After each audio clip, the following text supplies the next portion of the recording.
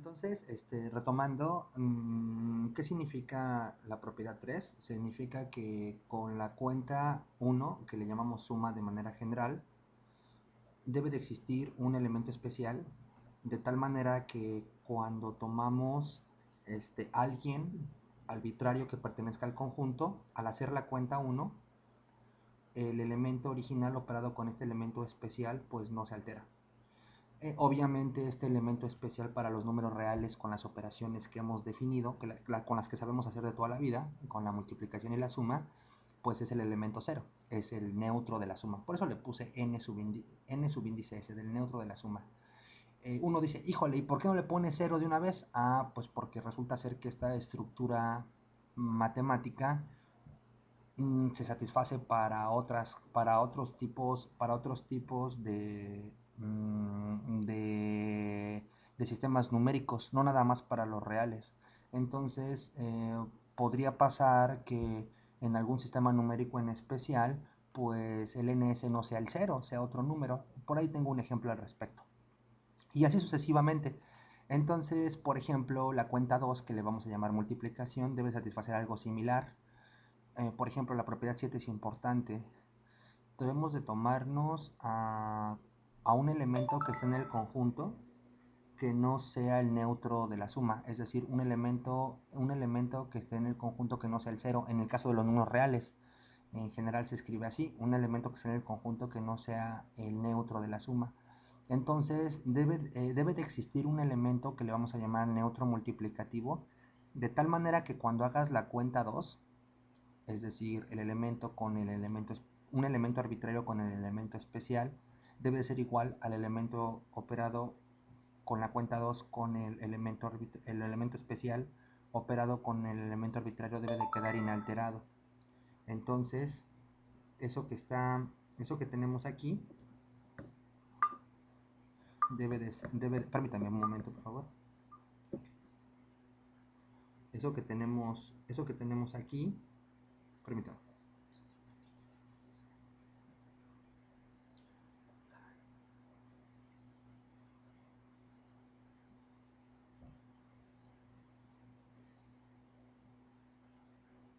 Ok, perdón. Eso que tenemos aquí debe de permanecer inalterado, este x.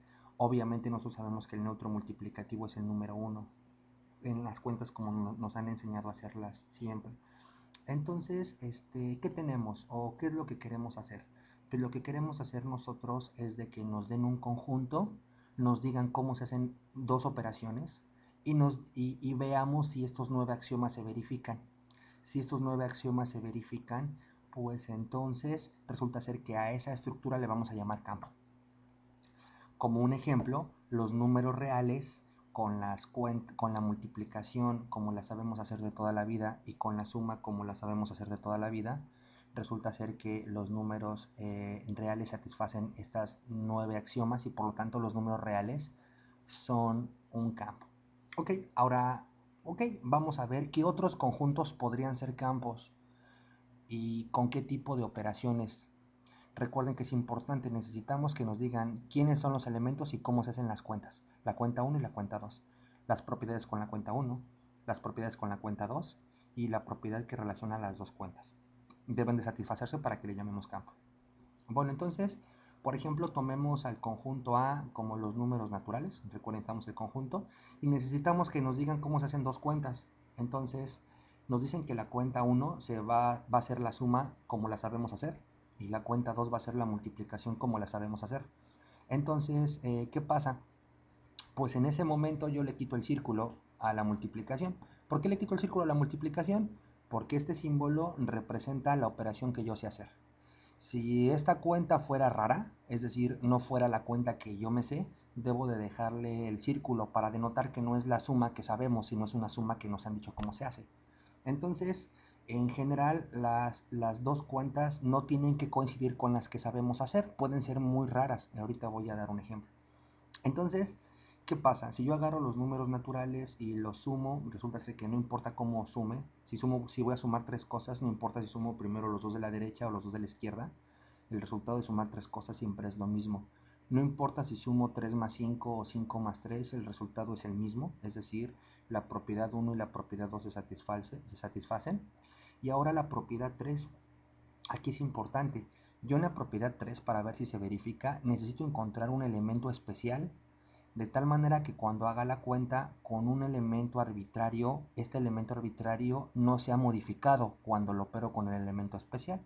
En este caso, lo que yo necesito ver es que alguien, un número natural, sumado, como yo sé hacer la suma con alguien especial, no debe de pasarle nada. Y pues resulta ser que, pues si yo quiero sumar, como yo sé sumar dos elementos sin que el elemento arbitrario se altere, pues este número debe de ser cero. Si yo le sumo aquí a x un número que no sea cero, se va a alterar. Yo quiero que no se altere, entonces este elemento debe de ser cero.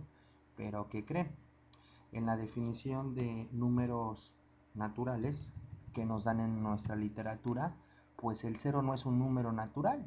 Entonces resulta ser que el elemento especial que hace que la cuenta, que hace que las cosas no se alteren, es el cero. Pero resulta ser que la condición es de que ese elemento pertenezca al conjunto. Y sucede que el cero, aquí por favor, no pertenece, a mí se me olvidó poner, es aquí, no pertenece. El cero no está en los naturales, porque los naturales empiezan en el 1. Entonces resulta ser que los naturales no es un campo. No porque 1 no se cumpla, no porque 2 no se cumpla, sino porque 3 no se cumple. Entonces, como 3 no se cumple, pues ya no es un campo. No me importa que las otras condiciones se cumplan, con una que falle ya no es campo. Entonces, ¿qué concluimos? Los naturales no son un campo con las operaciones definidas usuales. ¿Por qué? Porque resulta ser que no tenemos el elemento neutro, no podemos encontrarlo. Entonces los naturales no son un campo. Entonces, pues ahora les voy a dejar un ejercicio. ¿Cuál es el ejercicio? Agárrense a los enteros y fíjense con las operaciones usuales de más y multiplicación. Díganme si se satisface 1, 2, 3 o 4. 5, 6, 7 y 8. 1, 2, 3 y 4 con la cuenta suma usual. 5, 6, 7, 8 con la multiplicación usual. Y si satisface la distribución. Díganme si los enteros son un campo. ¿Cuáles cumplen con la suma y cuáles no? ¿Cuáles cumplen con la multiplicación y cuáles no? ¿Ok? Entonces, a ver, recapitulando, damos la definición axiomática de lo que es un campo. Y entonces ahora lo que queremos ver es qué cosas son un campo y qué cosas no son un campo. Ya vimos que los naturales con las cuentas usuales no lo son. Ustedes tienen de tarea con los enteros, con las cuentas usuales, si son o no son. Si son, hay que verificar que todo se vale. Si no son, hay que verificar cuáles cuentas no se valen. Un poquito de ayuda, los enteros, la cuenta 1 no tiene problemas, es decir, 1, 2, 3 y 4 no hay problema, eso lo pueden verificar fácilmente. El problema con los enteros viene en el neutro multiplicativo. Ahí ustedes díganme por qué. La 7 va a fallar, ¿no? Bueno, entonces es una ayuda para que ustedes más o menos se orienten. Ah, no es cierto, el 7 no falla, falla otro, falla el 8. Ahí chequen ustedes, díganme cuál, si falla 7 u 8 y por qué falla, ¿no? Ok, entonces aquí empieza, este ejemplo tiene que ver mucho con la actividad 1, con la actividad 1 de la tarea. Voy a tratar de hacerlo muy rápido y de explicarles. Entonces, queremos ver si los reales son un campo. Entonces, a ver, ya tengo el conjunto. Ahora la pregunta es, dame las dos operaciones. Entonces resulta ser que las operaciones que sabemos hacer de toda la vida sí satisfacen las propiedades, las 9. Entonces los reales son un campo con esas dos operaciones. Entonces la pregunta es, ¿qué pasa si las cuentas las cambio? Estas cuentas las puedo yo definir como yo quiera. Entonces, por ejemplo, quisiera agarrar los reales y sumarlos así. Es decir, ¿qué pasa si la suma no es como me la enseñaron? Si la suma es tomar el elemento de la izquierda y dividirlo entre el elemento de la derecha. ¿Y qué pasa si la cuenta 1 la defino como esta división? ¿Y qué pasa si la cuenta 2 la hago así? El de la izquierda lo elevo a la de la derecha. Entonces, resulta ser que esto se puede hacer y eso es donde nos podemos llegar a confundir. Estos símbolos significa que la cuenta 1 se debe de hacer de esta manera y la cuenta 2 se debe de hacer de esta manera. Obviamente lo que está del lado derecho simbólicamente significa las cuentas que conocemos de toda la vida. Entonces la pregunta es, los reales con estas dos cuentas que no son las usuales, porque yo no multiplico así, y no sumo así, la pregunta es, ¿serán un campo sí o no? La respuesta es no. Veamos un ejemplo. Por ejemplo, tomemos a dos números reales, tomemos al 3 y al 5. Entonces, según la definición, esto me da el de la izquierda, que es 3, entre el de la derecha. Al sumar 3 más 5 con esta definición de suma, resulta ser que esto es 3 quintos. ¿Qué pasa si yo pongo ahora al revés, 5 más 3? Pues aquí hay que tener cuidado, esto es estructural y posicional. Esto significa que el de la izquierda va arriba y el de la derecha va abajo. Entonces, 5 más 3 sería 5 arriba y 3 abajo. Entonces, 3 más 5 y 5 más 3 tienen resultados diferentes, porque uno es 3 quintos y el otro 5 tercios respectivamente. Entonces, ¿qué significa?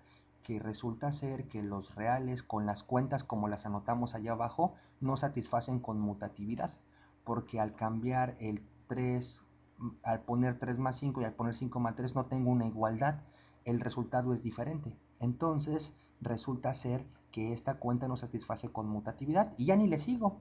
Lo que concluyo es de que los reales con estas cuentas no es un campo, porque con una propiedad que falle ya no puedo concluir nada. Entonces la tarea es en ese sentido. La tarea significa que tú agarra a los reales con la cuenta 2 definida así. Entonces la pregunta es, si la cuenta 2 se hace así, ¿qué se satisface? Se satisface asociatividad, se satisface conmutatividad, se satisface neutro multiplicativo, se satisface inverso multiplicativo. Entonces lo que tienen que ver es cuáles se satisfacen si es que la multiplicación estuviera definida así. Espero se entienda con este ejemplo. ¿Qué otra cosa? Ya para finalizar, voy a hacer esto muy rápido, ya para dejar hasta aquí este video. La otra cosa que tenemos es lo siguiente. Supongamos que nosotros queremos ver qué otras cosas se satisfacen. Con la cuenta 1 no se satisface ni la 1 ni la 2, ni la propiedad 1 ni la propiedad 2 axiomática. Voy a ver qué pasa con la propiedad 3 axiomática.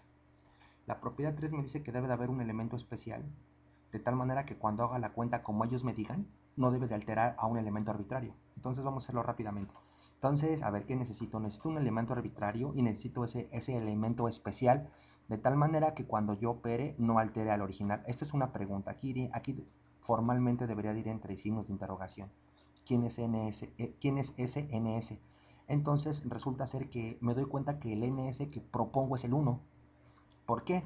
Porque la definición de suma me dice, fíjate, el de la derecha debe de estar abajo. Entonces, yo como ya sé cómo se hace la cuenta de la división, digo, pues si tú sumas al 1, A entre 1 es A, no lo altera. Entonces, una primer propuesta es poner a NS como el elemento 1.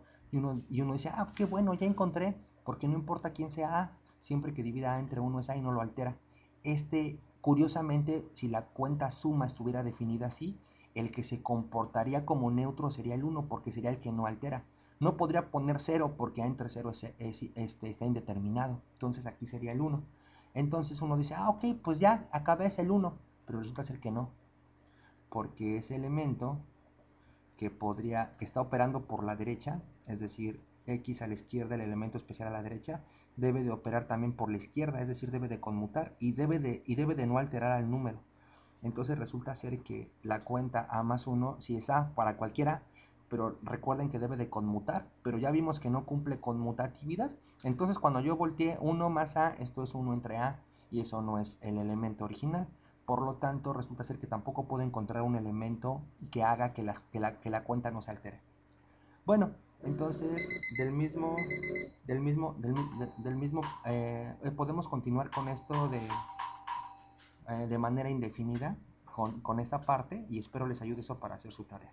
Que hasta aquí dejamos el video.